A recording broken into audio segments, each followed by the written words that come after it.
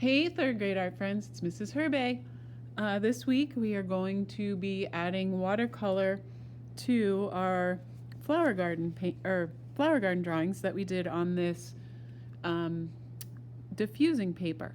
So what you need to grab is the watercolor paints that I sent to you, along with the paintbrush, and then you just want to get a little cup of water, grab a paper towel, and you want a sort of a mat to work on because the diffusing paper is thin and the water will soak through. So you could use like a piece of cereal cardboard or box cardboard.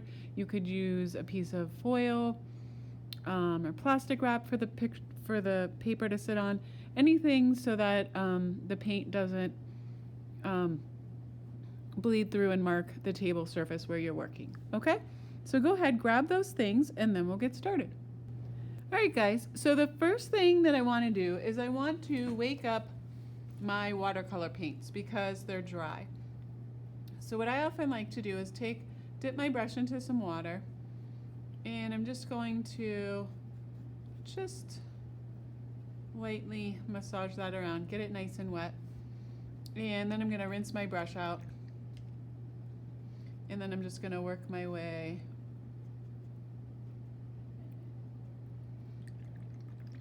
across the palette, just kind of wetting all of the paints.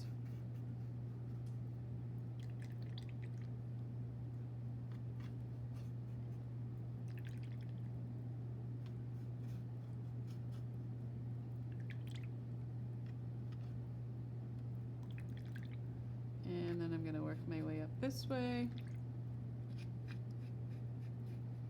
That way the paint will be a little bit runny and activated and ready to go for me. On this one you can kind of see someone had gotten a little bit of green in there. So I'm actually going to blot this with my paper towel, and it kind of pulled some of that green out of there.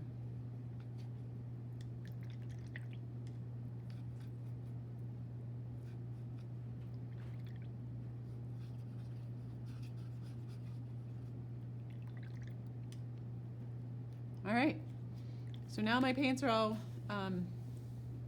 wet, ready to go.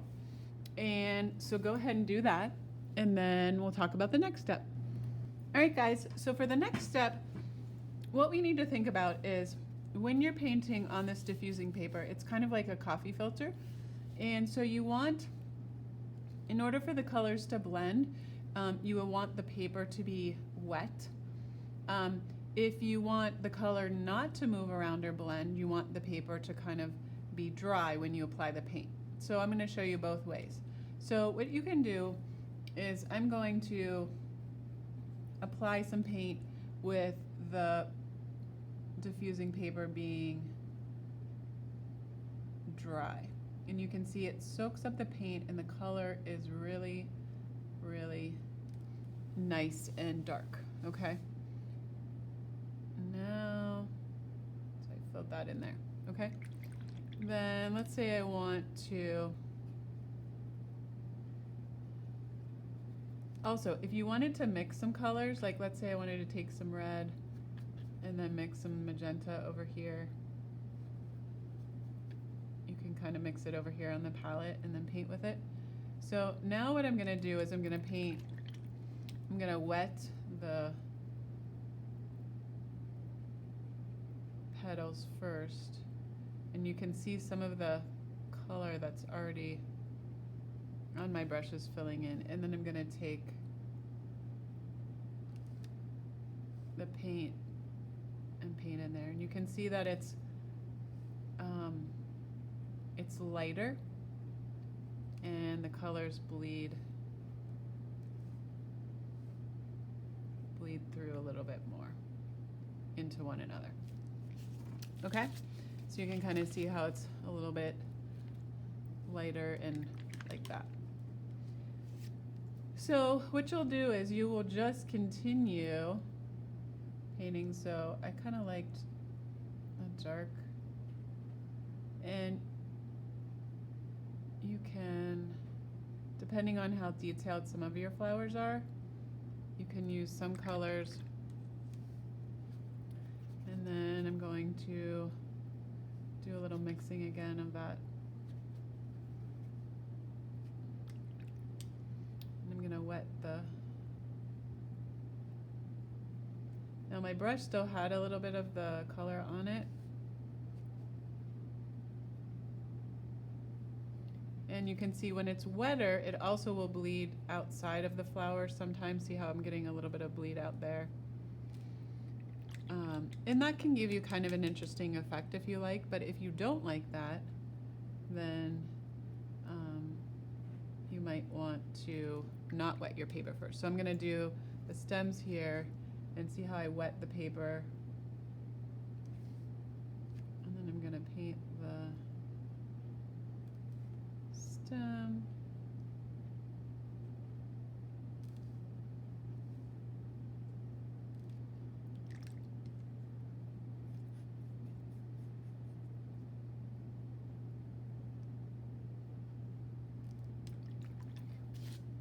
So I used the green, and then just to make sure I don't have any green on my brush, I kind of wiped it off with the paper towel, but you can try colors on top of colors.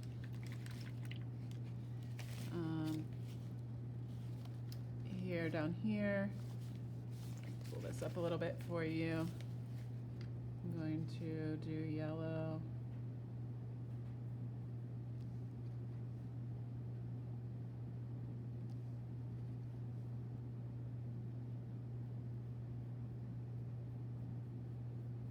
And again, if you want to kind of mix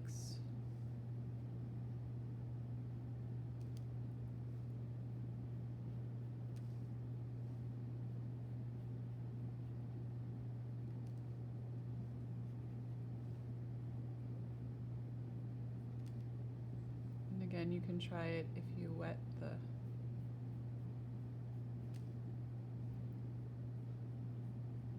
paper first.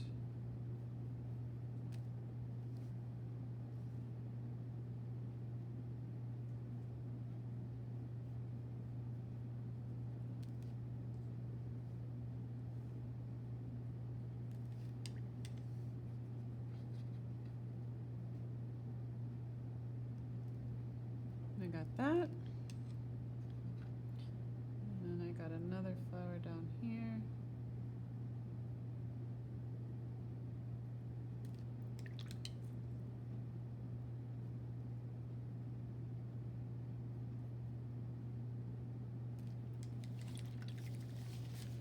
So you can go ahead, I would probably paint all of the flowers first and then work your way to the stems. You can see here I got the paper really wet around here, so the color's bleeding out into the background, which is totally fine. And then when you're ready to paint the background, again, you can get the paper wet, and then I'm just going to get some blue here.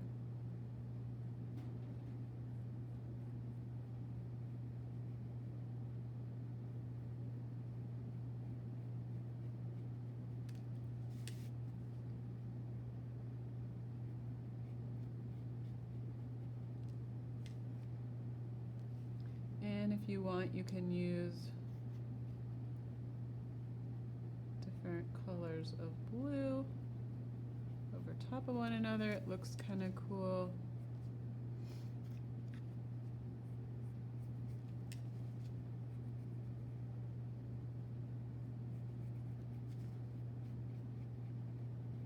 This paper is rather thin, so you don't ever want to really scrub with your paintbrush. I'm just kind of getting it wet and then brushing. And if the colors don't spread, that just means your brush is thirsty, it needs more water.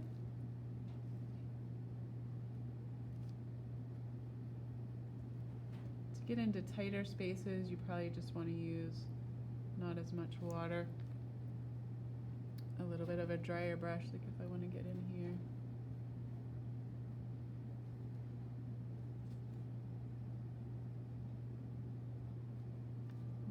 spread it around.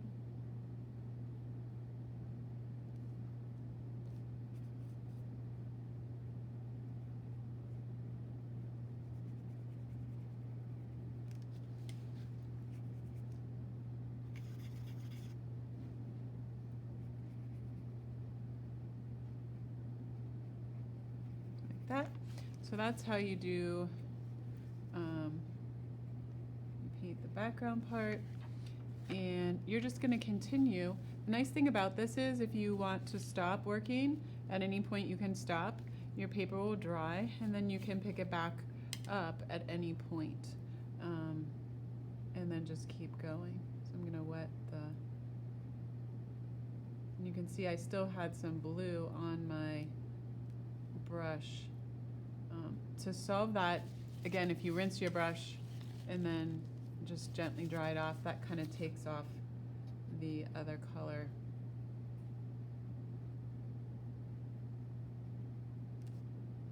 And then I've got my violet going on here.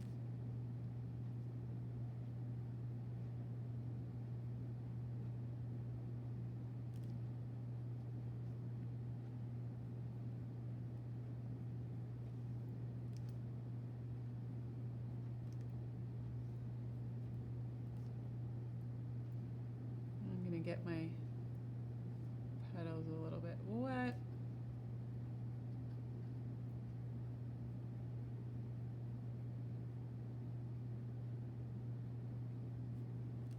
And let's say again, if I wanted to mix some colors, so I'm going to put some of this magenta over here, mix a little bit of violet with it. And then I've got this cooler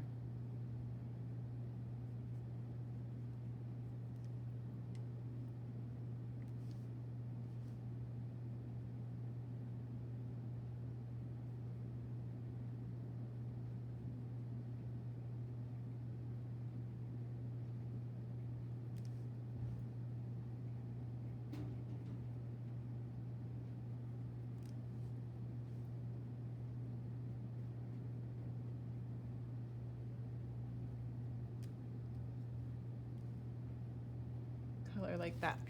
Okay? And then if I want to do the center, I'm just going to grab a little bit of yellow, pop it in there, and keep going. So, any questions, let me know, but just remember you want to wet and paint if you want the paint to kind of spread out. If you want it more controlled, you can just use wet your brush, take the paint, and then just put it directly onto the paper. And remember, don't scrub in one area. Keep your brush moving, keep the color flowing. Okay? Any questions, just let me know.